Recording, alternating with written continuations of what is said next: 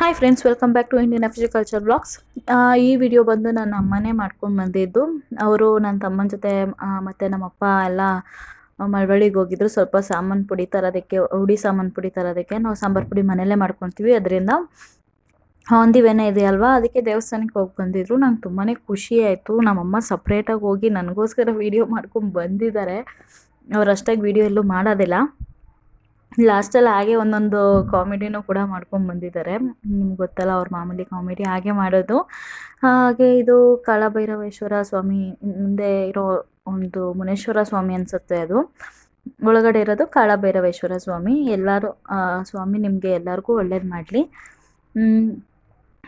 ನನಗೆ ತುಂಬ ಖುಷಿ ಆಯಿತು. ಆ್ಯಕ್ಚುಲಿ ನಮ್ಮ ಮಮ್ಮಿ ಈ ಥರ ಒಂದು ವೀಡಿಯೋ ಮಾಡ್ಕೊಂಡು ಬರ್ತಾರೆ ಅನ್ನೋದೇ ನನಗೆ ಗೊತ್ತಿಲ್ಲ.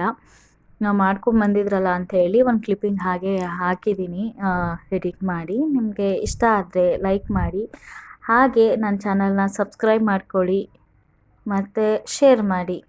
ಬೆಲ್ಲೈಕಾನ್ನ ಕ್ಲಿಕ್ ಮಾಡ್ಕೊಳ್ಳೋದು ಮರಿಬೇಡಿ, ಯಾಕೆಂದರೆ ನಾನು ವಿಡಿಯೋ ಹಾಕೋ ಫಸ್ಟ್ ನೋಟಿಫಿಕೇಷನ್ ನಿಮಗೆ ಬರುತ್ತೆ ಬೆಲ್ಲೈಕಾನ್ ಕ್ಲಿಕ್ ಮಾಡೋದ್ರಿಂದ. ಅಷ್ಟೇ. ನಮ್ಮ ಆಟೋ ಇಲ್ಲಿ ನಿಂತಿದೆ. ನಾನು ಚಪ್ಪಲಿ ಮರೆತುಬಿಟ್ಟಿದೆ. ಚಪ್ಪಲಿ ಮೆಟ್ಕೊಂಬರಕ್ಕೆ ಹೋದೆ.